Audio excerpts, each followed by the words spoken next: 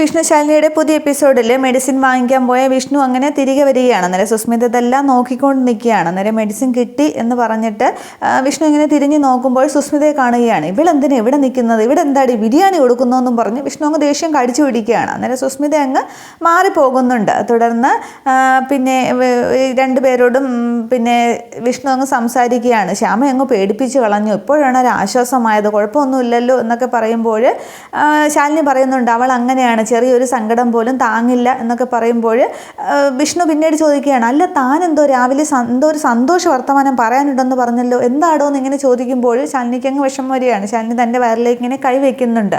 തുടർന്ന് എന്താന്നിങ്ങനെ വിഷ്ണു ചോദിക്കുമ്പോൾ വിഷ്ണുവിൻ്റെ ഫോണിലേക്ക് സത്യഭാമ വിളിക്കുകയാണ്. അന്നേരം അമ്മയാണല്ലോ എന്ന് പറഞ്ഞ് വിഷ്ണു ഇങ്ങനെ ഫോൺ നോക്കിക്കൊണ്ട് നിൽക്കുകയാണ്. എന്നിട്ട് പറയുന്നുണ്ട് അമ്മ വിളിക്കുകയാണ്, ഞാൻ പോയിട്ട് വരാമെന്ന് പറയുകയാണ്. അതിനു മുന്നേ ശാലിനി ഒന്നുമില്ല വിഷ്ണുവേട്ടാന്ന് ഇങ്ങനെ പറയുന്നുണ്ട്. അന്നേരമാണ് ഫോൺ അടിക്കുന്നതൊക്കെ. തുടർന്ന് ശാരദാമ്മ ചോദിക്കുന്നുണ്ട്, അല്ല മോനെ ഇവളോടൊന്നും പറയാനില്ലേ എന്ന് ചോദിക്കുകയാണ്. അന്നേരം ശാലിനി അങ്ങ് ആകെ വിഷമിച്ച് നിൽക്കുകയാണ്. തുടർന്ന് വിഷ്ണു ഇങ്ങനെ ശാലിനിയുടെ തോളിലേക്ക് കൈവച്ചിട്ട്, എടോ അമ്മയെ ഞാൻ എങ്ങനെയെങ്കിലും പറഞ്ഞ് സമാധാനിപ്പിച്ചിട്ട് ശരിയാക്കിയിട്ട് ഉടനെ തന്നെ ഞാൻ വീട്ടിലേക്ക് കൂട്ടിക്കൊണ്ട് പോകാം എന്ന് പറയുകയാണ്. ചിരിച്ചുകൊണ്ട് വീണ് വിഷ്ണു പറയുന്നത്.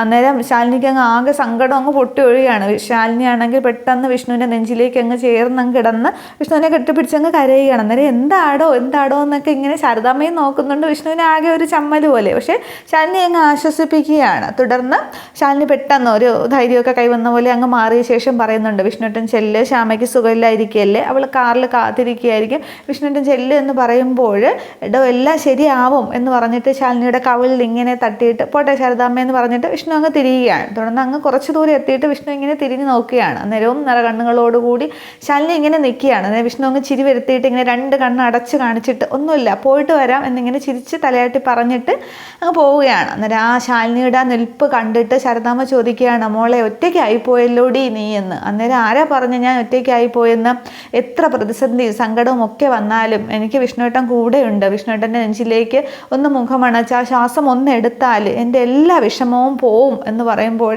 ശാലിനി സങ്കടത്തോടെയാണ് പറയുന്നത്. പക്ഷേ ശാരദാമ്മയ്ക്ക് മനസ്സിലാകുന്നുണ്ട്. വാ പോകാം മോളെ എന്നും പറഞ്ഞ് ശാലിനിയെ വിളിച്ചുകൊണ്ട് ശാരദാമ്മ തിരികെ വീട്ടിലേക്ക് പോകുന്നുണ്ട്.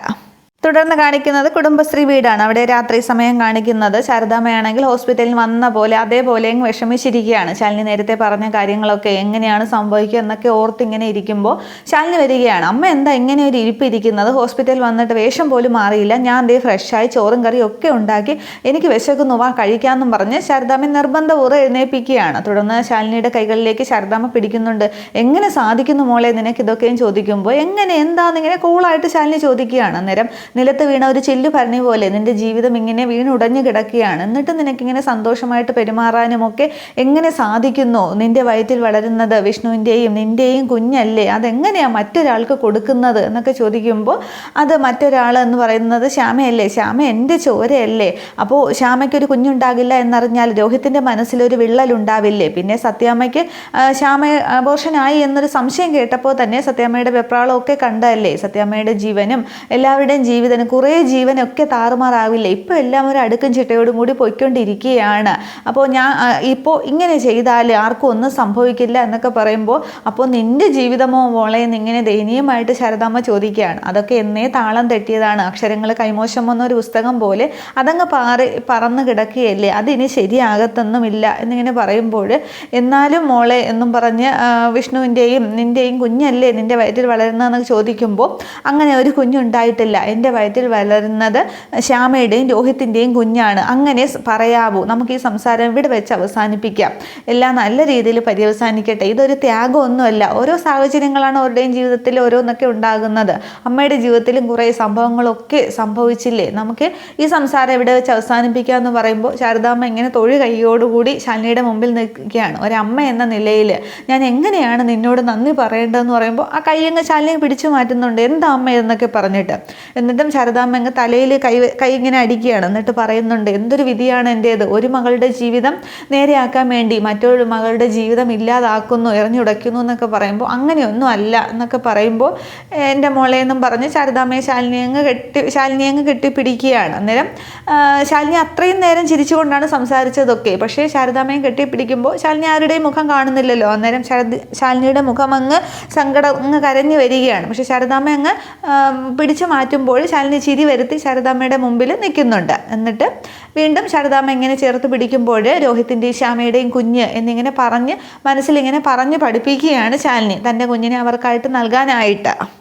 ഇതേസമയം ശ്യാമയാണെങ്കിൽ ആകെ വിഷമിച്ച് ശാലിനിയെ ഫോൺ ചെയ്യുകയാണ്. അന്നേരം പറയുന്നുണ്ട്, എനിക്ക് പിടിച്ചു നിൽക്കാനായിട്ട് സാധിക്കുന്നില്ല, എൻ്റെ മനസ്സിൽ അടച്ചുപൂട്ടി വെക്കാനേ കഴിയുന്നില്ല, എല്ലാവരോടും ഞാൻ പറഞ്ഞു പോകും എന്നൊക്കെ പറയുമ്പോൾ നീ ഇപ്പോൾ എവിടെയാ എന്ന് ചോദിക്കുന്നുണ്ട്. അന്നേരം റൂമിലാണെന്ന് പറയുമ്പോൾ നീ മനസ്സിൽ ആർത്ത് കരഞ്ഞോ, പക്ഷേ അത് പുറത്തേക്ക് വരാനായിട്ട് പാടില്ല എന്നൊക്കെ പറയുമ്പോൾ എൻ്റെ കുഞ്ഞ് മരിച്ച ദിവസം എനിക്കൊന്ന് പൊട്ടിക്കരയാൻ പോലും സാധിച്ചിട്ടില്ല, പിന്നെ ഇതൊക്കെ എങ്ങനെ സാധിക്കും എന്നൊക്കെ ചോദിക്കുമ്പോൾ മോളെ ഇത് നീ സഹിച്ചേ പറ്റുള്ളൂ, നിനക്ക് നിൻ്റെ രോഹിത്തിനെ വേണ്ടേ, സത്യാമ്മയെ വേണ്ടേ, സത്യാമ്മയുടെ ജീവൻ വേണ്ടേ, അപ്പോൾ പിന്നെ എല്ലാം ഇത് സഹിച്ചേ പറ്റൂ, നീ നിന്റെ ചോരയായിട്ട് വളർത്തും എന്നുള്ളൊരു വിശ്വാസം കൊണ്ടല്ലേ ഞാൻ എൻ്റെ പ്രാണൻ്റെ പകുതി പറിച്ച് നിന്നിലേക്ക് തരുന്നത്, അപ്പോൾ നീ ആരെയും ചതിക്കാനായിട്ട് പാടില്ല. ഇപ്പോൾ രോഹിത്തും വിഷ്ണുവേട്ടനും എല്ലാവരും നമ്മളോട് ക്ഷമിച്ചാലും ദൈവം നമ്മോട് ക്ഷമിക്കില്ല, അമ്മയും നമ്മളെല്ലാവരും ഒക്കെ കുറ്റക്കാരായിട്ട് മാറും, അത് പാടില്ല, നമുക്ക് എല്ലാവരുടെയും ജീവൻ വേണ്ടേ, നിന്റെ ഒരാളിലാണ്, നിന്റെ ഒരാളുടെ പ്രവൃത്തിയിലാണ് എല്ലാവരുടെയും ജീവൻ ഇരിക്കുന്നത്, നിന്റെ കുഞ്ഞ് മരിച്ചിട്ടില്ല, അതാണ് എൻ്റെ വയറ്റിൽ വളരുന്നത് എന്നൊക്കെ പറയുമ്പോൾ കുഞ്ഞേച്ചി അങ്ങ് വിളിച്ച് ശ്യാമയെ അങ്ങ് കരയുകയാണ്. പക്ഷെ ഒരുവിധം പറഞ്ഞ്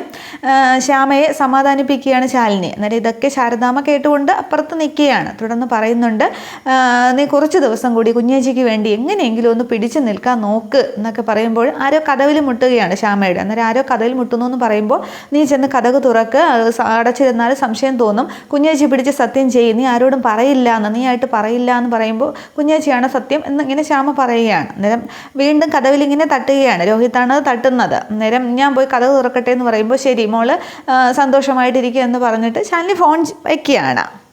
തുടർന്ന് രോഹിത്ത് അങ്ങ് അകത്തേക്ക് വരുമ്പോൾ താൻ എന്താടോ കഥ തുറക്കാൻ താമസിച്ചെന്ന് ചോദിക്കുമ്പോൾ ഞാൻ കുഞ്ഞേച്ചിയായിട്ട് സംസാരിച്ചുകൊണ്ടിരിക്കുകയായിരുന്നു എന്ന് ശ്യാമ പറയുകയാണ്. അന്നേരം ശ്യാമയുടെ മുഖഭാവം കണ്ടിട്ട് താൻ എന്താ കരഞ്ഞോ എന്ന് ചോദിക്കുകയാണ്. അന്നേരം ഓരോ കാര്യങ്ങൾ പറഞ്ഞ ഇടയ്ക്ക് സങ്കടം വന്നു, അങ്ങനെ കരഞ്ഞു, ഇന്ന് എന്തുമാത്രം ടെൻഷനായിരുന്നു എന്നങ്ങ് ശ്യാമ പറഞ്ഞൊപ്പിക്കുകയാണ്. അന്നേരം ഞാനും ഒരുപാട് ടെൻഷൻ അനുഭവിച്ചു, പിന്നെ ഒന്നുമില്ല എന്ന് മനസ്സിലായപ്പോഴാണ് സമാധാനമായത് എന്ന് പറഞ്ഞ് രോഹിത് അങ്ങ് കട്ടിലേക്ക് ഇരിക്കുകയാണ്. എന്നിട്ട് പറയുന്നുണ്ട്, അമ്മയ്ക്ക് ഏറ്റവും വലിയ ആഗ്രഹമായിരുന്നു കല്യാണം കഴിഞ്ഞ ഉടനെ ഒരു കുഞ്ഞ് വേണമെന്നുള്ള എൻ്റെ, പിന്നെ അത് നഷ്ടമാകും എന്ന് ഒരു നേരം ഞാൻ ഓർത്തതാണ്, പക്ഷേ അച്ഛൻ്റെയും അമ്മയുടെയും ആത്മാവ് കാവലായിട്ട് ഈ കുഞ്ഞിനുണ്ട് എന്ന് പറഞ്ഞ് ശ്യാമയുടെ വയറ്റിലേക്ക് ഇങ്ങനെ പിടിക്കുകയും ചെയ്യുന്നുണ്ട്. അന്നേരം ശ്യാമയങ്ങ് ആകെ സങ്കടപ്പെട്ട് നിൽക്കുകയാണ്.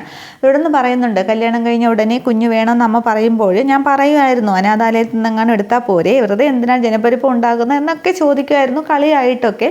പക്ഷേ ഇപ്പോഴാണ് അതിൻ്റെ ഒരു ഇത് എനിക്ക് മനസ്സിലാക്കാനായിട്ട് സാധിക്കുന്നത്. സ്വന്തം ചോരയിലൊരു കുഞ്ഞ് നമ്മൾ മരിക്കുമ്പോൾ കൊള്ളി വയ്ക്കാനും അതിന് വയസ്സാകുമ്പോൾ നമ്മളെ നോക്കാനും ഒക്കെയുള്ള നമ്മുടെ കുഞ്ഞ് എന്നൊക്കെ പറയുമ്പോൾ ശ്യാമയ്ക്കങ്ങ് വല്ലാതെ വീർപ്പൂട്ടുകയാണ് സങ്കടം കൊണ്ട്. അന്നേരം ശ്യാമയങ്ങ് സങ്കടപ്പെട്ട് നിൽക്കുകയാണ്. തുടർന്ന് സങ്കടങ്ങളെ കഴിഞ്ഞില്ലേ, പിന്നെ എന്തിനാണ് ഇങ്ങനെ സങ്കടപ്പെടുന്നത് എന്ന് പറഞ്ഞ് താൻ ഇങ്ങോട്ട് ഇരിക്കുക എന്ന് പറഞ്ഞിട്ട് ശ്യാമയെ പിടിച്ച് കട്ടിലേക്ക് ഇരുത്തുകയാണ്. എന്നിട്ട് പറയുന്നുണ്ട്, താനിനി നല്ലതുപോലെ ആഹാരം കഴിക്കണം, ടെൻഷനൊന്നും ഉണ്ടാകാൻ പാടില്ല, പോസിറ്റീവായിട്ടുള്ള കാര്യങ്ങളെ ചിന്തിക്കാൻ പാടുള്ളൂ, അങ്ങനെയുള്ള ആളുകളുമായിട്ട് ഇടപഴകണം എന്നൊക്കെ പറയുമ്പോൾ ശ്യാമയങ്ങ് കരഞ്ഞുകൊണ്ടാണ് ഇരിക്കുന്നത്. രണ്ടാൾക്കുള്ള ആഹാരം എന്നൊക്കെ മുതിർന്നവർ പറയാറില്ലേ, അതുപോലെ ഭക്ഷണം കഴിക്കണം എന്നൊക്കെ പറഞ്ഞ് ശ്യാമയങ്ങ് ഉപദേശിക്കുകയാണ്. അച്ഛനാകാൻ പോകുന്നു എന്നുള്ള ഒരു സന്തോഷമൊക്കെ അങ്ങ് രോഹിത് അവിടെ അങ്ങ് പറയുകയാണ്. പക്ഷേ ശ്യാമ എല്ലാ സങ്കടത്തോടു കൂടി കേട്ടുകൊണ്ട് ഇരിക്കുകയാണ്.